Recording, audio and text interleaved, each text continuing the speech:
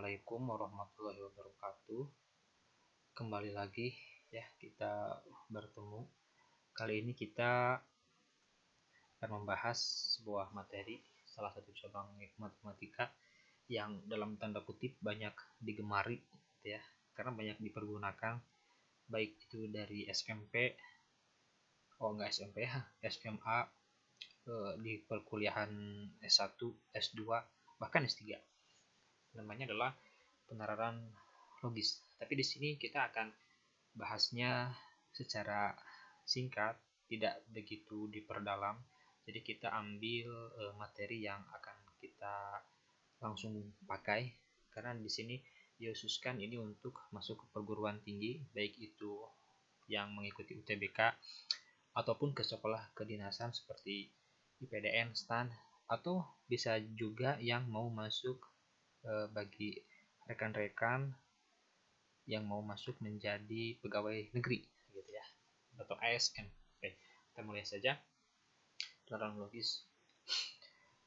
Di sini pertama kita belajar dulu sedikit tentang dasar logika matematika ya. Pertama, basicnya itu adalah pernyataan. Jadi pernyataan dalam logika ini mirip dengan bilangan dalam matematika biasa. Dalam artian kalau dalam matematika kita mengoperasikan bilangan 2 tambah 2 gitu ya. Tapi kalau di sini yang kita operasikan adalah pernyataan gitu ya.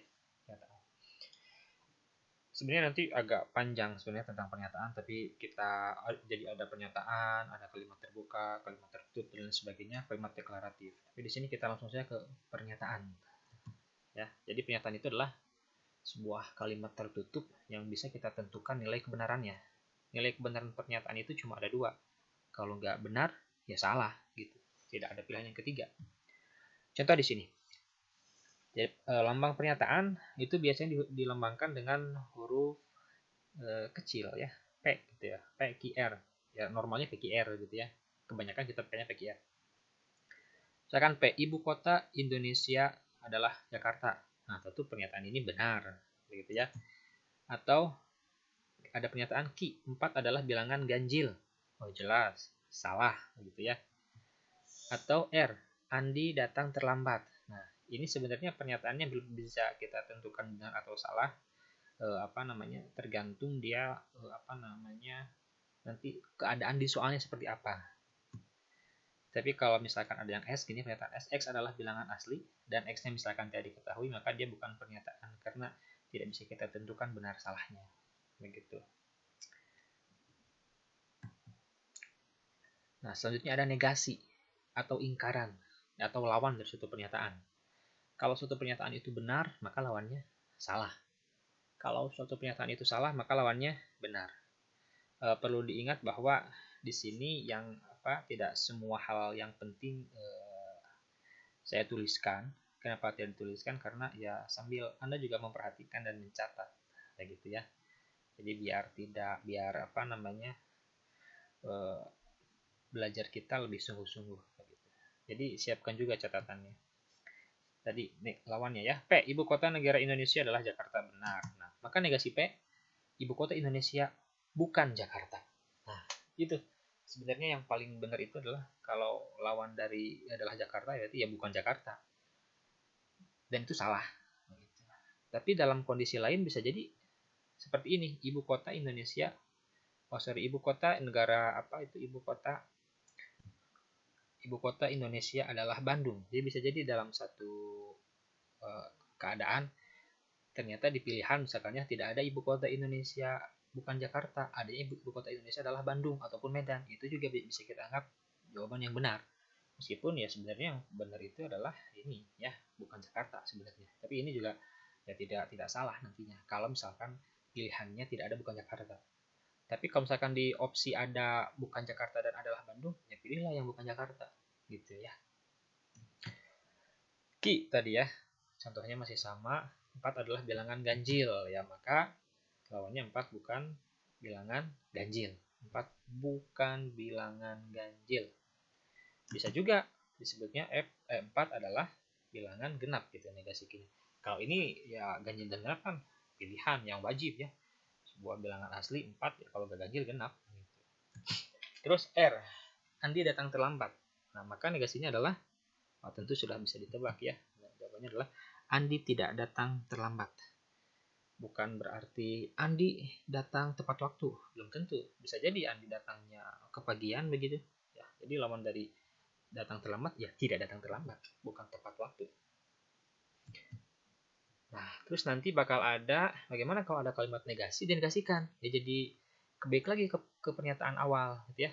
Misalkan ini negasi dari negasi, misalkan ini 4 bukan bilangan ganjil, maka negasi dari negasinya ya berarti kira lagi 4 adalah bilangan ganjil gitu. Jadi kalau ada negasi dinegasikan, balik lagi ke pernyataan awal. Seperti negatif diminkan atau min diminkan gitu ya. Min dari min 2 ya 2 gitu. Ya. Oke, selanjutnya kalimat berkuantor. Kuantor ini mirip seperti imbuhan lah kurang lebih ya. Pertama ada kuantor universal, artinya keseluruhan. Nanti kata-katanya ada setiap, semua, nah ya gitu. Setiap, semua. Dan lambangnya kayak gini. Jadi seperti A terbalik. Nah, ya ini jadi ada dua dua unsur, ada P, ada X. Nah, gitu ya. Ini nanti dibacanya adalah setiap P adalah X gitu, atau setiap P bersifat X gitu. Contoh, setiap bola berbentuk bulat. Nah, maka di sini P-nya adalah bola ya, dan X-nya adalah berbentuk bulat. Jadi setiapnya itu lambangnya ini. A jungkir. Oh, apa itu A jungkir? Ya A yang mirip kayak A gitu ya, terbalik gitu. Itu kuantor universal. Ada juga kuantor eksistensial. Eksis, ada.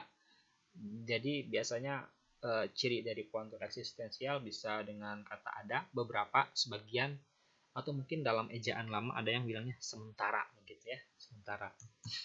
Sama dengan kalimat kuantor universal, ada dua unsur P dan X, tapi lambang adanya itu kuantor eksistensialnya.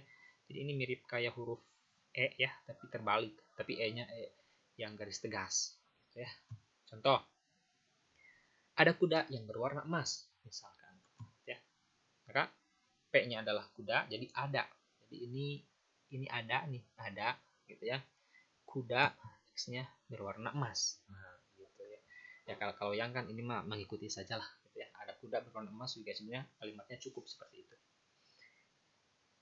Nah, bagaimana kalau sekarang kalimat berkuantor ini kita negasikan?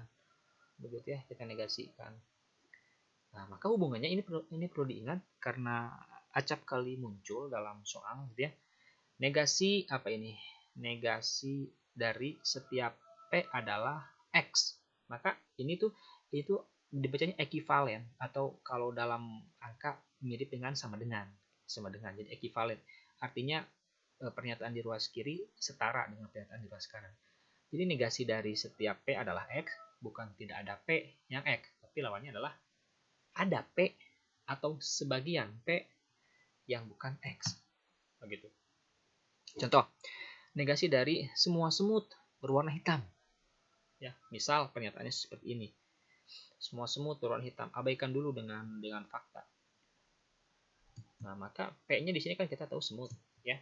X-nya adalah berwarna hitam. Jadi semua semut berwarna hitam. Maka lawannya adalah atau negasinya adalah ada semut yang berwarna bukan hitam, begitu.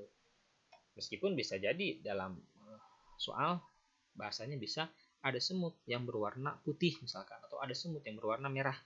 Yang penting ada semut yang berwarna bukan hitam. Jadi di sini nanti bisa ada ya, bisa semua, bisa sementara. Memang masih banyak yang menggunakan sementara. Sementara semut yang berwarna bukan hitam, artinya di sana sementara itu adalah ada atau sebagian begitu ya. Oke, selanjutnya, nah ini ada pernyataan menjemuk, atau ini mirip dengan operasi pernyataan. Jadi syarat kalimat menjemuk ini, pernyataan menjemuk ini harus ada minimal 2 pernyataan. Pertama ada konjungsi, ya, konjungsi titik-titik dan titik-titik. Jadi ciri khas dari konjungsi itu ada kata dan, bisa tapi sebenarnya. Jadi kata yang setara dengan dan. Lambangnya seperti ini nih, ya, seperti A tapi tanpa garis sambung gitu. Itu dibacanya dan. Contoh. Nah, itu makanya itu dibacanya P dan Ki. Ya, P-nya tentu pernyataan, Q-nya juga pernyataan. Misal, Budi belajar dan Budi juara, misal begitu. Nanti ada disjungsi. Nah, disjungsi ya. Disjungsi itu atau kalau disjungsi ya, lambangnya seperti huruf U itu terbalik. Contohnya, nah ini P atau Ki gitu ya. Budi belajar atau Budi juara. Gitu. Lalu terakhir yang ketiga ada implikasi. Implikasi itu jika titik-titik maka. Nanti sini biasanya disebut dengan hipotesa, di sini disebutnya dengan kesimpulan atau antecedent. Atau jika ini sebab, di sininya akibat. Lambangnya panah. Panah 2 ke arah kanan. Gitu ya, panah 2. Mungkin ada yang gambarnya 1 ya, tidak apa-apalah. Tapi pada basicnya biasanya 2 begini. Jadi ini P, contoh mana ya? Contoh. Nah ini P. Ini biasanya jika P maka Ki. Atau bisa saja jikanya dihilangkan P maka Ki gitu biasanya. Tapi memang yang paling lengkap jika P maka Ki. P-nya sebab, Ki-nya akibat, atau P-nya hipotesa, Ki-nya kesimpulan atau antecedent namanya. Antecedent kalau mau ditulis ya. Misal, jika Budi belajar, maka Budi juara. Sebenarnya ada 4 ya, ada 4. Yang satu lagi implikasi, tapi jarang muncul. Jadi sekarang kita pakai yang praktis dulu saja. Dan ini adalah tabel kebenaran dari kalimat majemuk ya. Jadi kan karena P itu adalah suatu pernyataan dan Q juga suatu pernyataan, yang P itu punya 2 kemungkinan, bisa benar bisa salah, Q juga punya 2 kemungkinan, bisa benar bisa salah. Maka kan secara kaidah pencacahan hubungan P dan Q ada 4, bisa benar-benar, benar salah, salah benar, salah salah. Nanti operasinya benar dan benar. Kalau ini ya, misalkan ini dan benar dan benar, benar.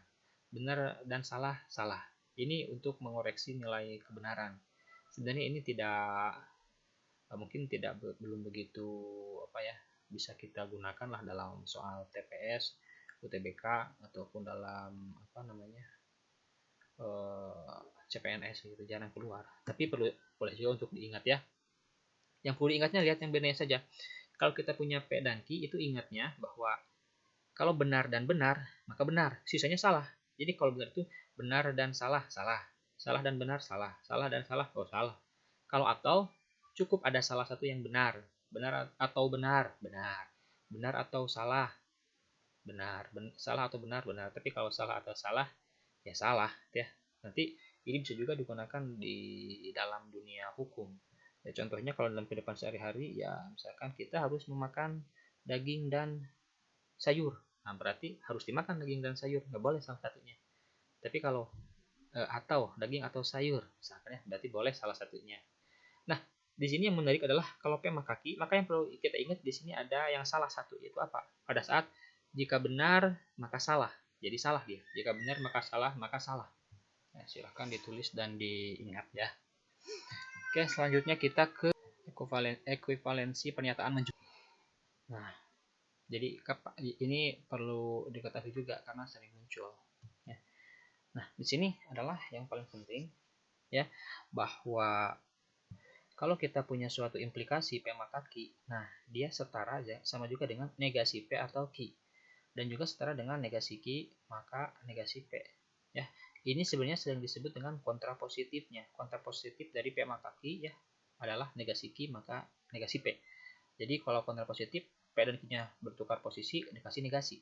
Begitu saja cara mengingatnya. Tukar kasih negasi, kasih min.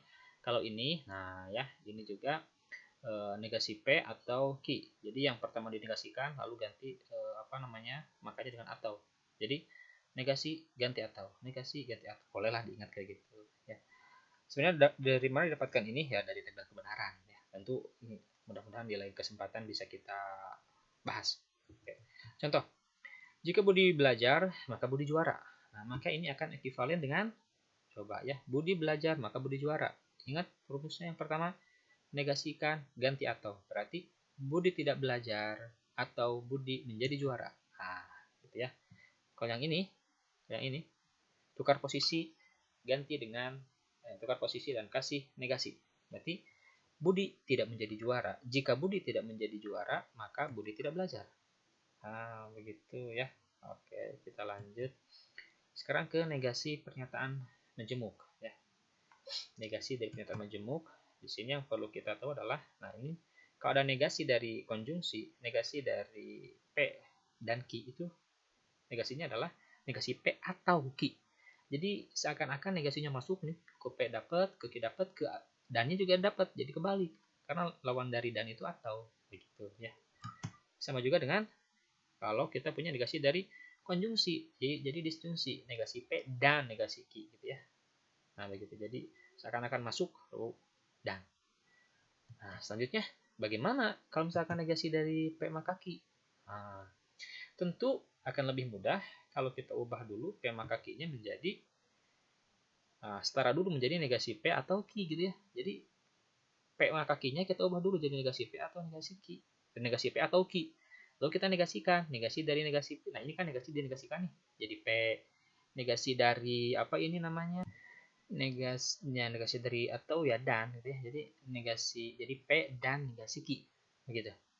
Contoh, misalkan negasi dari Dani suka ayam atau Dani suka ikan. Nah, ya negasinya berarti apa? Berarti ini da atau ya. Negasikan dulu Daninya. Dani tidak suka ayam dan Dani tidak suka ikan.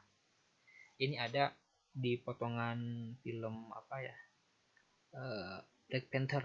Nah, nanti ada pasti rajanya itu yang bertarung sama si apa tuh yang mau merebut kekuasaannya. Yang lalu dia mati kan aturan meninggal atau aturan pertarungannya kamu akan yang kalah itu adalah yang menyerah atau mati. Nah, gitu. Nanti ada lawannya. Coba disaksikan. Yang kedua, contohnya adalah jika barang susah didapatkan, maka harganya mahal. Misalkan begitu ya. Jika barang susah didapatkan, maka harganya mahal. Nah, maka negasinya adalah pakai yang ini. Barang susah didapatkan dan harganya tidak mahal.